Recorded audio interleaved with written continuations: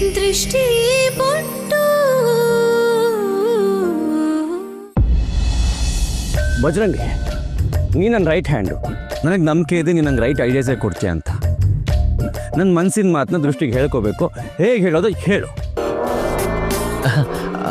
ನಾನಾ ಅಲ್ಲ ದತ್ತ, ಯಾರ ಹತ್ರ ಹೋಗಿ ಏನು ಕೇಳ್ತಿದ್ಯಾ ನೀನು? ಲವ್ವಲ್ಲಿ ನಾನೆಲ್ಲಿ? ಇದು ಒಂಥರ ಹುಲಿ ಹತ್ರ ಹೋಗಿ ಹುಲ್ಮೇದ್ ಹೇಗೆ ಅಂತ ಕೇಳಿದ್ರೆ ಅದೇನು ಹೇಳುತ್ತೆ ಪಾಪ. ಅದಕ್ಕೇನು ಗೊತ್ತಲ್ವಾ, ಅದು ಬಿರಿಯಾನಿ ಇದ್ದಂಗೆ. ನಾನು ಕುಷ್ಕ. ಬಜರಂಗಿ, ಡೈಲಾಗ್ ಹೊಡೆಯಕ್ಕೆ ಹೇಳಿಲ್ಲ, ಐಡಿಯಾಸ್ ಕೊಡು ಅಂತ ಕೇಳ್ತಾ ಇರೋದು. ಪರವಾಗಿಲ್ಲ ಬಿಡು. ಹಾಂ ಬಾಬಾ, ನೀವು ತುಂಬ ಪುಸ್ತಕಗಳು ಓದಿರ್ತೀರಲ್ಲ, ಅದ್ರಲ್ಲಿ ಬರ್ದಿರತ್ತೆ. ಐಡಿಯಾ ಕೊಡಿ ಬಾಬಾ. ಅಯ್ಯೋ ತಾತ, ನಾನು ಆ ರೀತಿ ಪುಸ್ತಕ ಓದೇ ಇಲ್ಲ. ಬಾಬಾ ಟೆನ್ಷನ್ ಮಾಡ್ಕೊಬಿಡಿ, ನಾನು ಆ ಥರ ಕೇಳ್ತಾ ಇಲ್ಲ. ಈ ಪ್ರೀತಿ ಪ್ರೇಮ ಇದ್ರ ಬಗ್ಗೆ. ಹಾಂ ದತ್ತ, ನಾನು ಸ್ಕೂಲ್ ಮೇಸ್ಟ್ರು, ಸಾಹಿತ್ಯದ ಪುಸ್ತಕ ಓದಿದ್ದೀನಿ. ಅದು ಅಲ್ಲದೆ ನನ್ನ ಲವ್ ಸ್ಟೋರಿ 10 ವರ್ಷದ ಹಿಂದಿಂದು.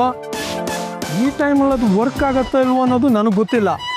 ಇವಾಗಿನ ಮಕ್ಕಳು ಯೋಚನೆ ಎಲ್ಲ ಬೇರೆ ಥರ ದತ್ತ. ಅದು ಕರೆಕ್ಟ್ ಬಾಬಾ.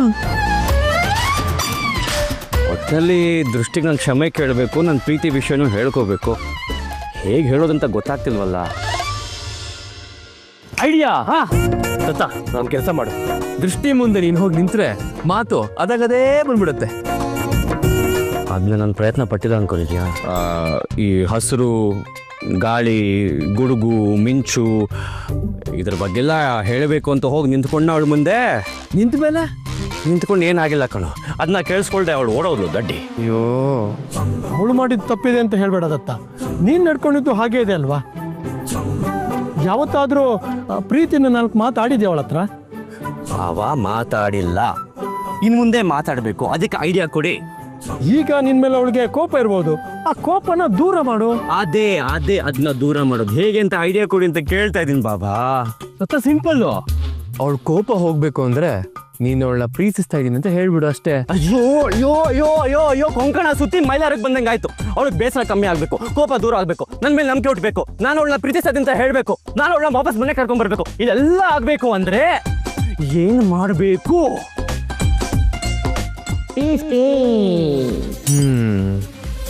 ಈ ಕುರಿತಲೆ ಇದೇನು ಹೊಸ ಆಟ ಶುರು ಮಾಡಿದ್ನ. ಈ ಲವ್ ಗುರು ರವಿ ಮಾಮ ಇರ್ಬೇಕಾದ್ರೆ ಚಿಂತೆ ಯಾಕೆ? ಯಾರಿವನ್ ಡ್ರೀಮ್ ಬಾಯ್, ಹಾಯ್ ಹಾಯ್ ರೇ ಹಾಯ್ ಅಂತ ನಾನು ಹುಡುಗಿರ್ಗೆ ಹೇಳೋವಾಗ ಹುಡುಗಿರ ಮನಸ್ಸನ್ನ ಹೇಗೆ ಕದಿಯೋದು ಅಂತ ನನ್ನ ಕೇಳಿ. ಸೈಲೆಂಟ್. ಇದು ಸೀರಿಯಸ್ ವಿಷಯ. ಆಡ್ಕೊಂಡ್ರೆ ತಲೆ ಕೆಳಗೆ ಹಾಕ್ಕೊಂಡು ಕಾಲಕ್ಕೆ ದಾರ ಕಟ್ಟಿ ಇದೇ ಮರಕ್ಕೆ ನೇತಾಕ್ಬಿಡ್ತೀನಿ. ತಾತ ಬಾಯ್, ಹೊಗಳಿಕೆಗೆ ಕರೆದಿರೋ ಹೆಣ್ಣೇ ಇಲ್ಲ. ಸ್ಟೈಲಾಗಿ ನಿಮ್ಮ ಮನ್ಸಲ್ಲಿರೋದನ್ನೆಲ್ಲ ಪೇಪರ್ ಮೇಲೆ ರಪ ಅಂತ ಬರೆದು ಬಿಡಿ. ಅದನ್ನ ಚೆನ್ನಾಗಿ ಕಂಠಪಾಠ ಮಾಡ್ಕೊಂಡು ಹಾಡು ಹೇಳಿ ಬಾಯ್. ದೃಷ್ಟಿ ನಿಮ್ ಹಿಂದೆ ಬರ್ಲಿಲ್ಲ ಅಂದ್ರೆ ನಾನ್ ನಿಮ್ ಮುಂದೆ ಬರೋದಿಲ್ಲ. ಸೂಪರ್ ಐಡಿಯಾ ದತ್ತ. ಪತ್ರ ಅನ್ನೋದು ಪ್ರೇಮಿಗಳಿಗೆ ಅನಾದಿ ಕಾಲದಿಂದ ಬಂದಿರೋ ಪ್ರೊಸೆಸ್. ಓಲ್ಡ್ ಇಸ್ ಗೋಲ್ಡ್ ಅನ್ನೋ ಹಾಗೆ ಇದು ಖಂಡಿತ ವರ್ಕ್ ಆಗತ್ತೆ. ಇಷ್ಟು ಬಾಲಿಶವಾಗಿ ಆಟಾಡ್ಕೊಂಡು ಮೊದಲೇ ಬೇಸರದಲ್ಲಿರೋ ನನ್ನ ಸೊಸೆ ಮನಸ್ಸನ್ನ ಇನ್ನಷ್ಟು ನೋವು ಕೊಡ್ತಾ ಇದ್ದಾರೆ. ಆಮೇಲೆ ಅವಳು ಮನೆಗೆ ಬರಲ್ಲ ಅಂತ ಕೂತ್ಬಿಟ್ರೆ ಇನ್ನೇನು ಗತಿ? ಇಲ್ಲ, ಇದಕ್ಕೇನಾದ್ರೂ ನಾನೊಂದು ದಾರಿ ಮಾಡಲೇಬೇಕು. ಅರೆ, ಬಜರಂಗಿ ಕಾರ್ನ ಪಾರ್ಕ್ ಮಾಡೋದಕ್ಕೆ ಹೋದ್ಲಾ? ಇಲ್ಲ, ಚೆನ್ನ ಹೋದ ಇವನು. ಮುಂದೆ ಜಿಲ್ಲೆ ಇರು ಅಂತ ಹೇಳಿದ್ನಲ್ವಾ? ಎಲ್ಲದಕ್ಕೂ ಬೇಡ ಬೇಡ ಅಂತ ಹೆಜ್ಜೆ ಹಿಂದೆ ಇಡ್ತಾ ಹೋದ್ರೆ ಮುಂದುವರಿಯೋದಕ್ಕೂ ಆಗಲ್ಲ, ಬೆಳೆಯೋದಕ್ಕೂ ಆಗಲ್ಲ. ಅದಕ್ಕೆ ಯಾವಾಗ್ಲೂ ಹೇಳ್ತಾನೆ ಇದ್ಲು, ಅಲ್ಲ ದತ್ತ ನೋಡು ಹೇಗೆ ಬೆಳೆದೇನೆ, ಬಜರಂಗಿ ಎಲ್ಲಿದ್ದಾನೋ ಅಲ್ಲೇ ಇದ್ದಾನೆ ಅಂತ. ನಮಸ್ಕಾರ ನೇತ್ರಮ್ಮ. ಬಜರಂಗಿ ಬಾಸು ನಿಮ್ಮ ಹತ್ರ ಒಂದು ಚಿಕ್ಕ ಬ್ಯಾಗು ಒರೆಸ್ಬೇಡ ಅಂತ ಹೇಳಿದ್ದಾರೆ. ಕೊಡಿ madam bag. Hey, who are you? ಯಾರು ನೀನು? ಮೇಡಮ್, ಬಜರಂಗಿ ಅಣ್ಣನಿಗೆ ಎಮರ್ಜೆನ್ಸಿ ಕೆಲಸ ಬಂದಿತ್ತಂತೆ. ಅವರು ನಿಮ್ಮನ್ನ ಹುಷಾರಾಗಿ ಕಾರಲ್ಲಿ ಕಳಿಸು ಅಂತ ಹೇಳಿದ್ದಾರೆ ಮೇಡಮ್. ಛೇ, ಎಮರ್ಜೆನ್ಸಿ ಕೆಲಸ ಬಂತ, ಮಾಡ್ತೀನಿ ಅವನಿಗೆ. ಮೇಡಮ್, ನಿಮ್ಮನ್ನ ಜೋಪಾನವಾಗಿ ಕರ್ಕೊಂಬನ್ನಿ ಅಂತ ಹೇಳಿದ್ದಾರೆ. ಏನು ಹಾಗೆ ಗುರಾಯಿಸ್ತಾ ಇದೆಯಾ? ನಿನಗೆ ಬದುಕೋದಕ್ಕೆ ಆಸೆ ಇಲ್ವಾ? ಇದೆ ಅನ್ನೋ ಹಾಗಿದ್ರೆ ಬಾಯಿ ಮುಚ್ಕೊಂಡು ನಾನು ಹೇಳ್ದಂಗೆ ಕೇಳ್ಕೊಂಡು ತೆಪ್ಪಗಿರ್ಬೇಕು. ಏಯ್, ಯಾಕೆ ಹಾಕಿ ತಲೆ ಕೆಟ್ಟೋಳು ಹಾಗೆ ನಗ್ತಾ ಇದೆಯಾ? ಪಾಟೀಲ್ ಸಾಮ್ರಾಜ್ಯದ ಯಜಮಾಂತಿಯಾಗೋ, ದತ್ತನ್ನ ಮದುವೆಯಾಗೋ, ನನ್ನ ಹತ್ರ ಹೇಗೆ ಮಾತಾಡಬೇಕು ಅಂತ ಗೊತ್ತಿಲ್ವಾ ನಿಮಗೆ? ನಿನಗೆ ನಿಜವಾಗ್ಲೂ ಹುಚ್ಚಿಡ್ದಿದೆ ಕಣೆ. ದತ್ತು ಹೆಂಡತಿ ಆಗೋ ಆಸೆನ ಇಲ್ಲಿಗೆ ಬಿಟ್ಬಿಡು. ಅದು ಈ ಜನ್ಮದಲ್ಲಿ ಸಾಧ್ಯ ಇಲ್ಲ. ನಾನು ಈ ಜನ್ಮ ತಾಳಿರೋದೆ ದತ್ತನ್ನ ಮದುವೆ ಆಗೋದಕ್ಕೆ. ಹುಚ್ಚಿನೇ ನೀನು.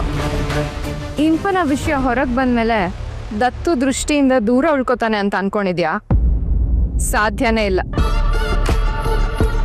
ದತ್ತುನ ದೃಷ್ಟಿಯಿಂದ ದೂರ ಮಾಡೋ ಶಕ್ತಿ ಈ ಪ್ರಪಂಚದಲ್ಲಿ ಯಾರಿಗಾದ್ರೂ ಇದೆ ಅಂದರೆ ಅದು ನನಗೆ ಮಾತ್ರ.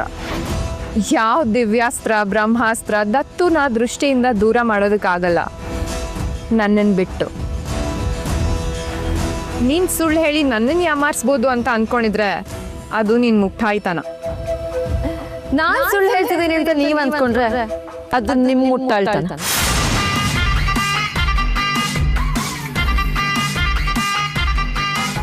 ಹೌದಾ?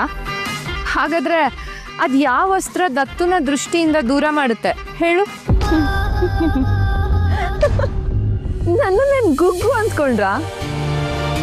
ನಾನಿವಾಗ ಇದನ್ನ ನಿಮಗೆ ಹೇಳಿದ್ರೆ ನಿಮಗೆ ನನ್ನ ಅವಶ್ಯಕತೆ ಇರಲ್ಲ. ಈಗಲೇ ಹೇಳಿದ್ರಲ್ಲ, ಚಿಟಿಕೆ ಹೊಡೆಯೋಷ್ಟರಲ್ಲಿ ನೀವು ನನ್ನ ಮುಗಿಸ್ತೀರಾ ಅಂತ. ಹಾಗೆ ಚಿಟಿಕೆ ಹೊಡೆಯೋಷ್ಟರಲ್ಲಿ ನನ್ನ ದೂರ ಮಾಡ್ಬಿಡ್ತೀರಾ ಅಷ್ಟೇ. ಏನ್ ಮಾತಾಡ್ತಿದ್ದಾಳೆ ಅಂತಾನೆ ಅರ್ಥ ಆಗ್ತಿಲ್ವಲ್ಲ. ಏನ್ ಮಾತಾಡ್ತಿದ್ದಾಳೆ ಅಂತ ಕೇಳಿಸಿದ್ರೆ ಇವಳು ಎಂತೋಳು ಅಂತ ಎಲ್ರಿಗೂ ಹೇಳ್ಬೋದಾಗಿತ್ತು. ಇವಳು ಬಂದನ ಬಯಲು ಮಾಡ್ಬೋದಾಗಿತ್ತು. ನಾನು ಯಾಕೆ ನಿನ್ನ ಮಾತನ್ನ ನಂಬಲಿ?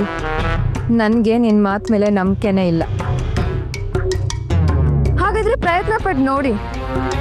ಈ ರಹಸ್ಯನ ನಾನು ದತ್ತಂಗೆ ಹೇಳಿದ್ರೆ ದತ್ತ ದೃಷ್ಟಿನ ಹೆಂಡತಿ ಅಂತ ಒಪ್ಕೊಳ್ಳೋದು ಇಲ್ಲ, ಪ್ರೀತಿಸೋದು ಇಲ್ಲ. ಅವ್ರ ಜೀವನ ಅಲ್ಲೋಲ ಕಲ್ಲೋಲ ಆಗುತ್ತೆ. ದತ್ತ ಒಂಟಿ ಆಗ್ತಾನೆ. ಆಗ ನನಗೆ ದತ್ತನ ಒಲಿಸ್ಕೊಡೋದಕ್ಕೆ, ಹತ್ರ ಆಗೋದಕ್ಕೆ, ಆ ಮನೆ ಸೊಸೆ ಆಗೋದಕ್ಕೆ ದೊಡ್ಡ ವಿಷಯನಲ್ಲ. ನಾನು ಯಾಕೆ ನಿನ್ನ ಮಾತನ್ನ ನಂಬಬೇಕು? ನಮ್ದೇ ಬೇರೆ ದಾರಿ ಇದೆಯಾ ನಿಮಗೆ? ನಂಬಲೇಬೇಕು. ಯೋಚನೆ ಮಾಡಿ. ನಾನಂತೂ ದತ್ತನ ಹೆಂಡತಿ ಆಗೋದು ಪಕ್ಕ. ನೀವು ನನ್ನ ಜೊತೆ ಕೈ ಜೋಡಿಸಿದ್ರೆ ಇಬ್ರು ಸ್ನೇಹ ಮುಂದುವರಿಯುತ್ತೆ. ಅಥವಾ ನೀವು ನನಗೆ ಶತ್ರು ಆದ್ರೆ ನಾನು ನಿಮ್ಗೆ ಶತ್ರು ಆಗಬಲ್ಲೆ. ತಪ್ಪಿನೂ ನನ್ನನ್ನು ಹೆದರ್ಸಕ್ ಬರಬೇಡಿ. ಹುಷಾರ್. ನೀನು ಹೇಳ್ದಾಗ ನಾನು ಕೇಳ್ತೀನಿ. ಹಾ, ಅವತ್ತು ನಿನ್ನ ಸೀರೆ ಅಂಗಡಿಗೆ ಕರ್ಕೊಂಡು ಹೋಗ್ಬಿಟ್ಟು ಸೀರೆ ಬದಲಿಸೋ ಶಿಕ್ಷೆ ಕೊಟ್ಟನಲ್ಲ, ಇನ್ಮೇಲೆ ಲೈಫ್ ಲಾಂಗ್ ನೀನು ಕೊಟ್ಟಿರೋ ಬಟ್ಟೆ ಮಾತ್ರ ಹಾಕೋತೀನಿ. ಇಲ್ಲದೆ ಹೋದ್ರೆ ಅಂದರೆ ನೀನು ಬಟ್ಟೆ ಕೊಡೋ ತನಕ ನಾನು ಬಟ್ಟೆ ಬದಲಾಯಿಸಲ್ಲ ಅಂತ ಹೇಳಕ್ ಬಂದೆ. ನೆಕ್ಸ್ಟ್ ಪಾಯಿಂಟ್, ಯಜಮಾಂತಿ. ಇನ್ಮೇಲೆ ನೀನು ಯಜಮಾಂತಿ ಥರ ಬೆಡ್ ಮೇಲೆ ಮಲ್ಕೋ. ನಾನು ಕೆಳಗೆ ಮಲ್ಕೋತೀನಿ. ಕೆಳಗೆ ಮಲ್ಕೋಬಾರ್ದಾ? ಆಚೆ ಮಲ್ಕೋಬೇಕಾ? ಮಲ್ಕೋತೀನಿ. ಹಾಲಲ್ಲಿ ಮಲ್ಕೋಬೇಕಾ? ಮಲ್ಕೋತೀನಿ. ಮನೆಯಿಂದ ಆಚೆ ಮಲ್ಕೋಬೇಕಾ? ಮಲ್ಕೋತೀನಿ. ಆಚೆ ಸೆಕ್ಯೂರಿಟಿ ಗಾರ್ಡ್ ಮಲ್ಕೋಬೇಕಾ? ಅವ್ರ ಜೊತೆ ಮಲ್ಕೋತೀನಿ ಬೇಕಾದ್ರೆ. ಅದು ಬೇಡವಾ? ಇಲ್ಲಿ ಮಲ್ಕೋಬೇಕಾ? ನಿನ್ನ ತವ್ರ ಮನೆ ಮುಂದೆ ಮಲ್ಕೋತೀನಿ. ಎಲ್ಲಿ ಬೇಕಾದ್ರೂ ಮಲ್ಕೋತೀನಿ. ಒಟ್ಟಿನಲ್ಲಿ ನೀನು ಎಲ್ಲಿ ಮಲ್ಕೊ ಅಂತ ಹೇಳ್ತೀವಿ ಅಲ್ಲಿ ಮಲ್ಕೋತೀನಿ. Next point. ಶತ್ರುಗಳಿಂದ ನನಗೆ ಅಪಾಯ ಆಗದಿರೋ ಹಾಗೆ ನೀನು ಕಾಯ್ದೆ ಅಲ್ವಾ? ಹಾಗೆ ನಾನೇನು ಮಾಡ್ತೀನಿ ಹೇಳ್ತೀನಿ. ಹಾಗೆ ನಾನು ನಿನಗೆ ಸೊಳ್ಳೆಗಳಿಂದ ಅಪಾಯ ಆಗದಿರೋ ಹಾಗೆ ಕಾಯ್ತೀನಿ. ಒಂದು ಸೊಳ್ಳೆ ಕೂಡ ನಿನ್ನ ಮೈ ಮುಟ್ಟಬಾರ್ದು. ಹಾಗೆ ಕಾಯ್ತೀನಿ. ಅಕಸ್ಮಾತ್ ಏನಾದರೂ ಮುಟ್ಟಿದ್ರೆ ಅದನ್ನ ಹಂಗೆ ಕೊತ್ತಿಸಿ ಸಾಯಿಸ್ಬಿಡ್ತೀನಿ. ಅದ್ರ ರಕ್ತ ಹೀರ್ಬಿಡ್ತೀನಿ ಯಜಮಾಂತಿ. ಹೀರ್ಬಿಡ್ತೀನಿ. ನೆಕ್ಸ್ಟ್ ಪಾಯಿಂಟು, ದೃಷ್ಟಿ. ನಾನು ನಿನ್ನ ಎಷ್ಟು ಪ್ರೀತಿಸ್ತೀನಿ ಅಂದರೆ ಅದು ನಾನು ಬಿಡೋ ಪ್ರತಿ ಉಸಿರು ನಿನ್ನ ಹೆಸರೇ ಹೇಳುತ್ತೆ ದೃಷ್ಟಿ. ನನ್ನ ಕಣ್ಣಲ್ಲಿ ನೀರಿದ್ರು ನಿನ್ನ ನೆನೆಸ್ಕೊಂಡ್ರೆ ನನ್ನ ಮುಖದಲ್ಲಿ ಮಂದಹಾಸ ಹರಡುತ್ತೆ. ಭೂಮಿ ಮಳೆಗೆ ಹೇಗೆ ಕಾಯುತ್ತೋ ಹಕ್ಕಿ ಚಿಗುರಿಗೆ ಹೇಗೆ ಕಾಯಿ ಎತ್ತೋ ಹಾಗೆ ನನ್ನ ಹೃದಯ,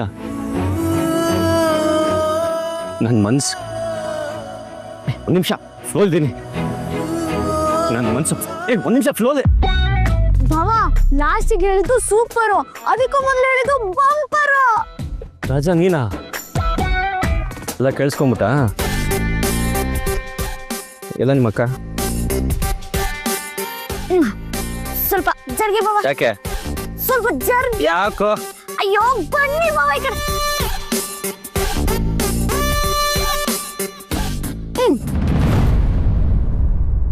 ಮನೇಲಿ ಯಾರು ಇಲ್ಲ, ಮನೆಯೆಲ್ಲ ಖಾಲಿ.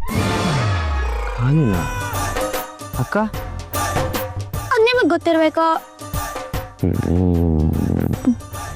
ಸರಿ ಹೋಗಿ ಓದ್ಕೋ, ನಾನು ಬಂದಿರೋದು ಅಕ್ಕಂಗೆ ಹೇಳ್ಬಿಡ. ಭಾವ ಹಾ ನೀವ್ ಏನೇನ್ ಹೇಳಿದ್ರು ಎಲ್ಲ ಸೂಪರ್ ಆಗಿತ್ತು. ಇದನ್ನೇ ನೆಕ್ಸ್ಟ್ ಟೈಮು ಅಕ್ಕಂಗೆ ಹೇಳಿ, ತುಂಬಾನೇ ಇಷ್ಟಪಡ್ತಾಳೆ.